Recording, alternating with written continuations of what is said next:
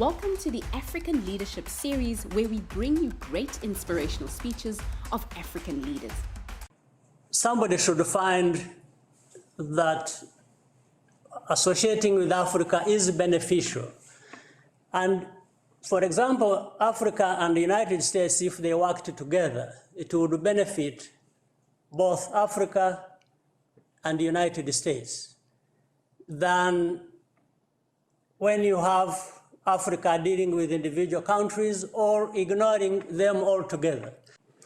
But for small countries like Rwanda, it's very difficult if you look at Rwanda as a small country in isolation and not in the context of the continent.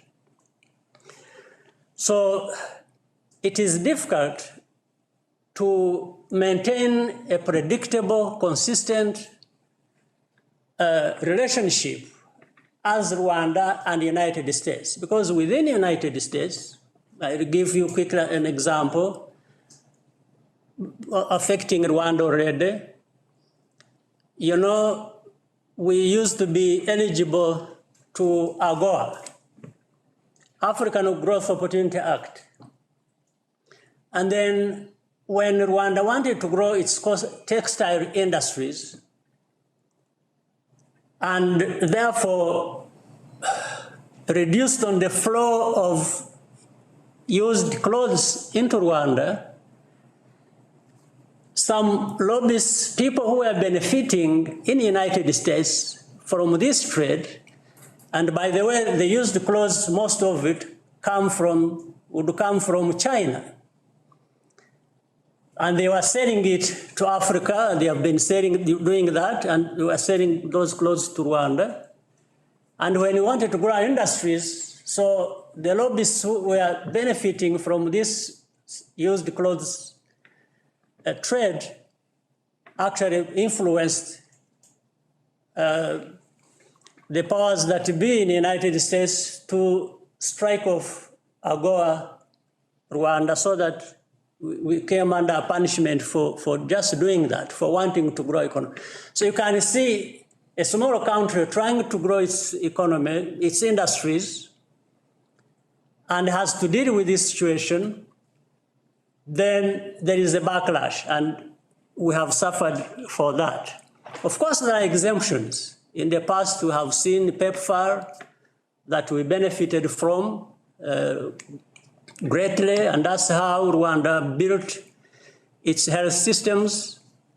And even that helped us to actually deal with the current pandemic because we established those strong systems, and we were using support from the United States.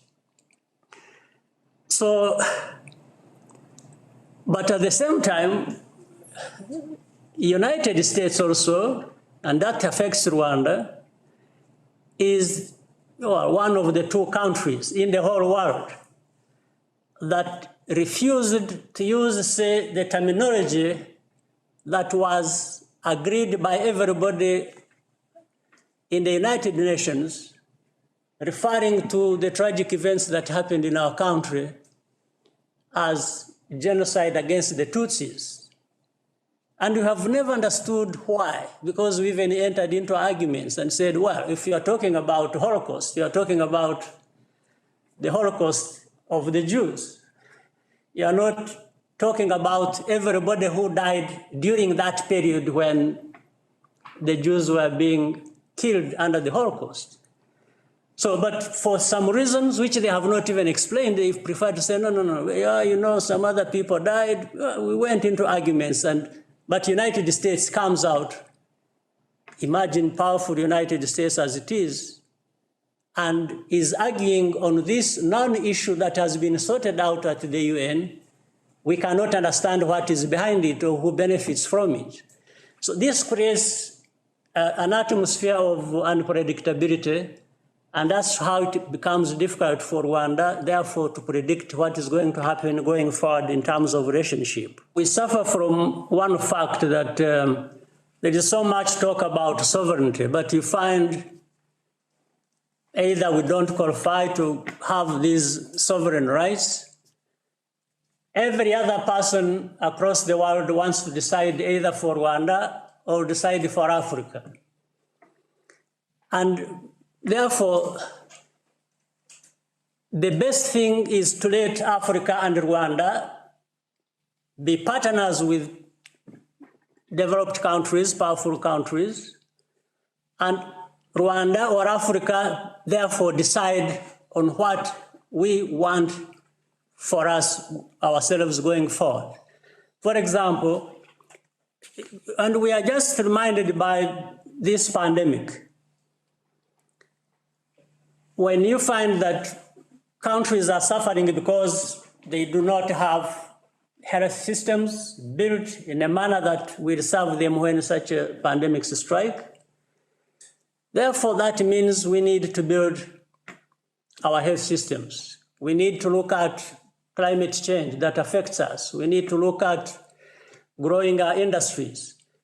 And the United States has a lot to offer in these areas to make Rwanda and Africa be able to stand on their own and strong as partners of the United States. So this is what we would ask any government, any administration of the United States. And I think it has been there for decades as we know it. If you like more African speeches like this, make sure to like, subscribe, and hit the notification bell to catch all of our latest videos.